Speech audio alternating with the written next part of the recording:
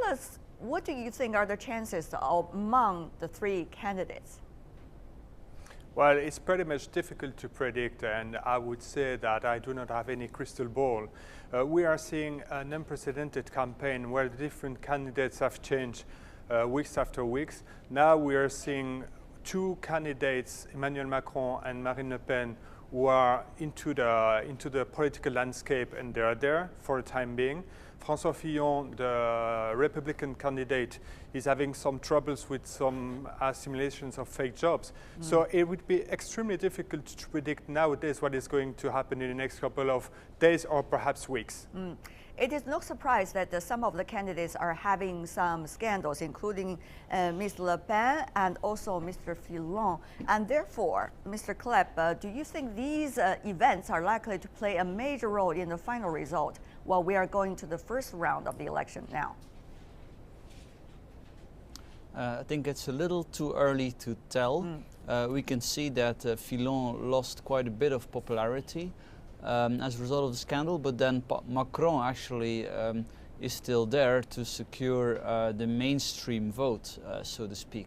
Of course, if it would come to a second round between Le Pen and Macron, then there are two problems. First of all, Macron does not have a party behind him to campaign, which may prove an issue. And secondly, Le Pen can describe him as an ally of Hollande, given the fact that Macron has been for a short time a minister under Hollande. Whether that's going to be sufficient for him to win, for her to win, sorry, I don't think, because I mean Macron is really quite ahead in the polls in the direct confrontation with Le Pen. Mr. Begg, it is has been a tradition, it seems, over the past few presidency. There has been one scandal after another happening to the former president, beginning from Mr. Chirac. We also see another president of France a few years ago now facing trial today. Do you think scandals like this, like misplacing the fund, misusing the fund, likely to be a bigger scandal later in the years, later in the months leading up to the election? I think it probably will, because the French public is beginning to turn against bad behavior by its politicians. In fact, Francois Fillon as good as admitted that in his television address yesterday, when he said that the French public are no longer accepting what is still legally allowed, namely paying to your family to work for you. And the implication is that where these scandals might have been tolerated in the era of Chirac or Sarkozy, they're no longer being acceptable to the French voting public. And this is something that both Macron and Le Pen are capitalizing on, because they're turning to the electorate and saying, look, we're new, we're not the old guard. We are different from these people who have been indulging in what you might call low-level corruption for so long. But the question really is, Mr. Pascouau, what really matters while we are seeing the election in France, both inside France and outside this country? There are many people having different standards when it comes to who should be the president. Is it about the clean sheet, political background, not mismanagement of money, misuse of money, or is it about ideology, as they suspect, for example, the rise of Ms. Le Pen? Well, it's pretty much difficult to answer to that question, because I think that many things are coming into the game. We are having these old stories which are popping up today again, and I think that the former speaker was right, that a lot of people are now fed up with that issue. So we have this idea that we need to move on with a new generation of politicians.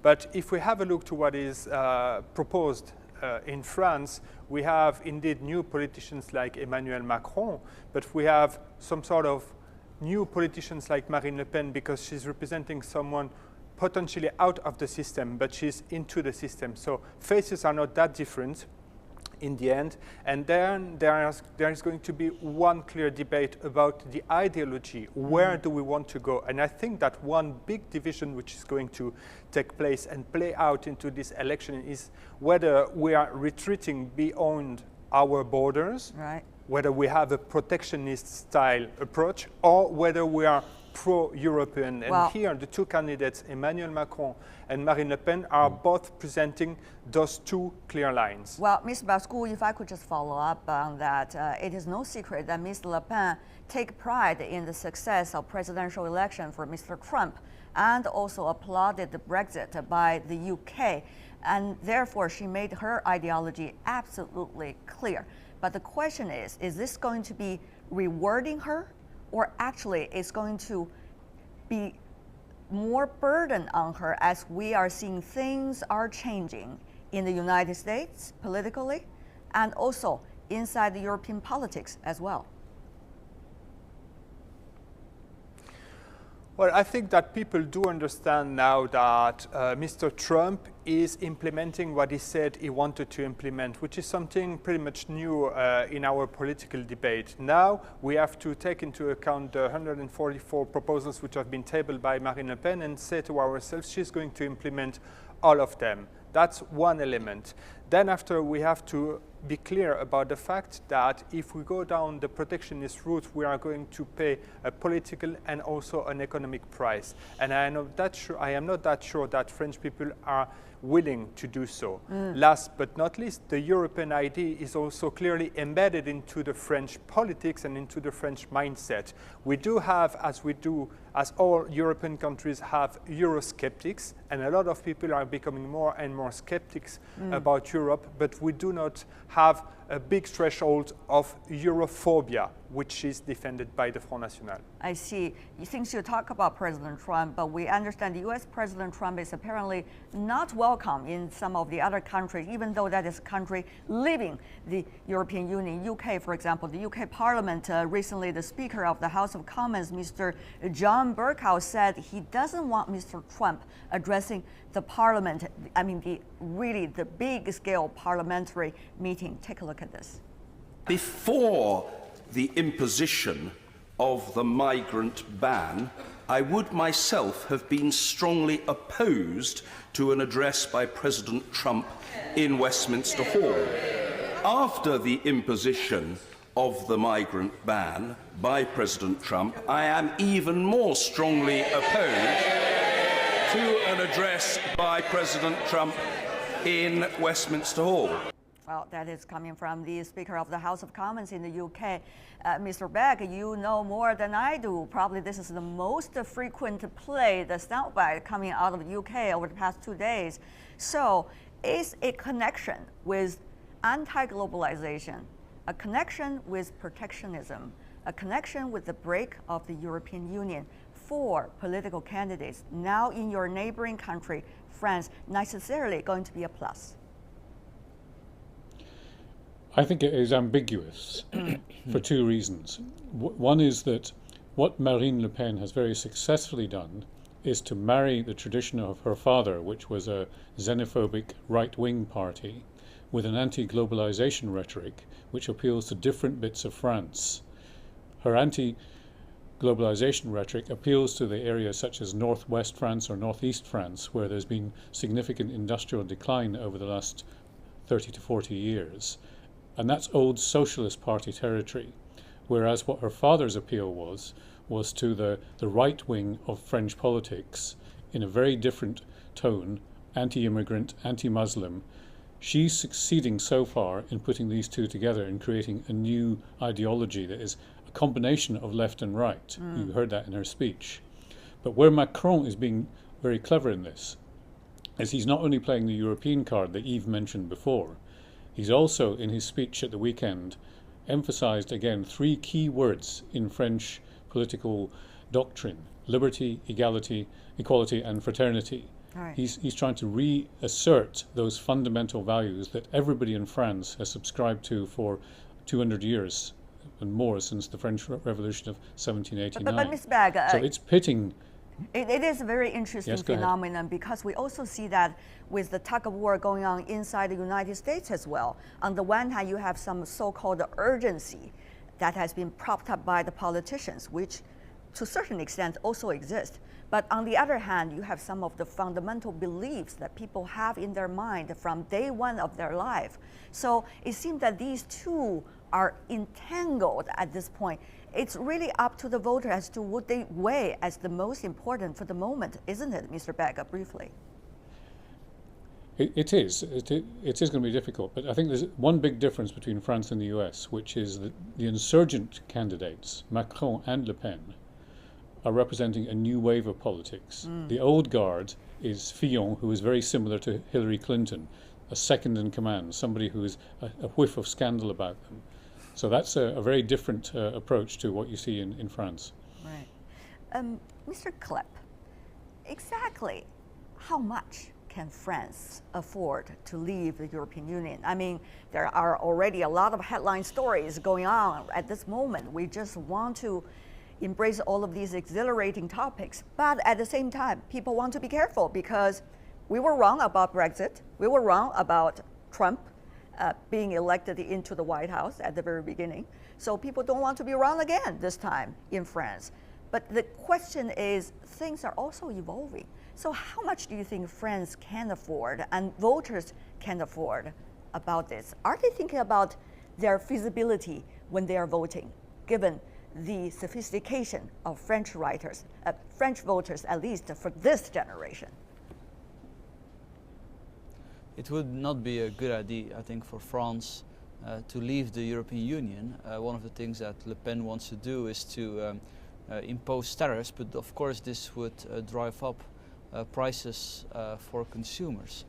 Now, a much more intrusive change than to leave the EU would be for France to exit the Eurozone, which is another proposal of Le Pen, which is not so often discussed, but it would, this could perhaps unleash a global crisis if France would set such a step. Again, here Le Pen has already moderated her views a little bit. She first wants to discuss an exit from the Eurozone and also from the EU with the other European countries, and then submit it to a referendum in her country. But the chances are that by that time no deposits will have remained in French banks because people may withdraw them out of fear. Well, there are so-called invention of even a new currency in France. We'll talk about that probably in our future editions. That's very inventive, to say the least. It is not just the EU or the Eurozone, but also what might be France's identity within the European continent. For example, NATO, United States and NATO has been quite has been members of NATO, at the same time working quite closely. But the question is whether President Trump is really now looking at the NATO allies to ask them to do something differently. Take a look at this. That also means getting our allies to pay their fair share. It's been very unfair to us. We strongly support NATO. We only ask that all of the NATO members make their full and proper financial contributions to the NATO alliance, which many of them have not been doing. Mr. Trump has also described NATO as obsolete. Of course, Mr. Pascouau, he is partly talking about France, not necessarily devoting at least 2% of the GDP to NATO and letting what he called the United States pay almost all of the expenses. He thinks that is unfair. So, well, within the country, changes going on, economy being challenged, relations with the European Union and the Eurozone, also a big question mark. The United States relations with France and France's reaction with the voters as a result for this election, it's also an interesting one, isn't it?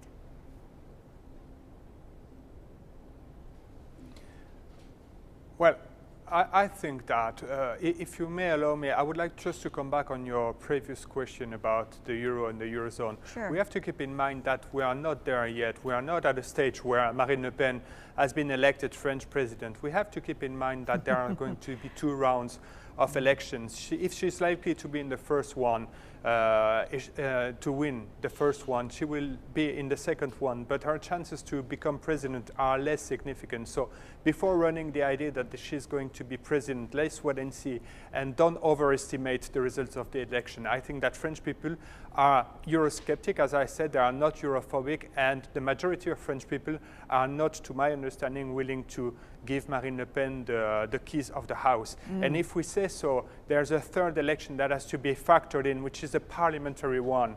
If Marine Le Pen happens to win the presidential election, there are the other elections which she will have to win again, and in the parliament she may not have any majority to govern. So all those hypotheses that we can put on the table about the fact that she wants to leave the euro or the eurozone are to be taken with caution, because we are not there yet, and there is first and foremost an election which is far from being won by the Front National. No, I would like you to respond about the U.S. relations a little bit later. That's an interesting point you just touched on. Mr. Begg, therefore I want to go to you. Are we overestimate now a candidate who is talking about anti-globalization, protectionism, unlike what we did with the U.S. presidential election, which is underestimate, only look at him as a mock, and then giving him a lot of airtime, talking about his rhetorics, eventually he's in the White House. Yeah, I think Yves is correct that you should not take the current trends as being the way the French election is going to unfold. There will be a strong resistance against Marine Le Pen, and the way the French system works with the second tour matters significantly, because it means that you can knock out the weaker candidates and only present Le Pen with the strongest candidate to oppose her, which in the past has meant that it's been, 15 years ago, it was 80-20 in favor of Jacques Chirac. Now, I don't know how good your French is, but at the time they described it as le facho against l'escroc, which meant the fascist against the crook, and the crook won, even though he by then Chirac was tainted. So I think you need to look at this rather carefully and say France has a very different perspective on the European Union from that of the UK. For the UK, the European Union was seen as an economic transaction. For France, it's a fundamental political value based on 200 years of war with Germany. Right. They're not going to let that go very easily. Very interesting point. I did learn some phrase in French as well. Thank you so much. Before we go, I do want to go back to the other two gentlemen. Mr. Pascouau, you still owe me a question about the France relations with the United States and with NATO, and how is that likely to play up in the election? Briefly from you, Mr. Pascouau. Well, I don't know to which extent is it going to play into the elections, but what we have to recall here is that Mr. Trump is recalling some states, not only France, but also other EU states, that they have to pay their money to NATO in order to be protected by NATO. Now, the relationship between the United States and France are going to continue, because we are into diplomatic relationships for ages right now. They are going to be certainly different, but I would say that this story of NATO is also a chance for the entire European Union to start considering on how we can defend ourselves, and how we can finally start creating the process of a real European defense. I see. Interesting point. Mr. Cleppe, you only have 15 seconds left. I'm sorry, I apologize for that, but any final thoughts from you? Yeah, maybe regarding NATO, France hasn't been in NATO, or hasn't been a full NATO member between the mid-60s and 2009. So it has some kind of a sovereignist tradition. Once there was the empty chair that France left at the institutions. So in that sense, Le Pen is in a certain French tradition, but I think we have to be careful that we don't throw out the baby with the bathwater. So I think if the EU would only become more focused on opening up trade and not overreaching in terms of budget or migration, I think the forces that drive Le Pen could be stopped.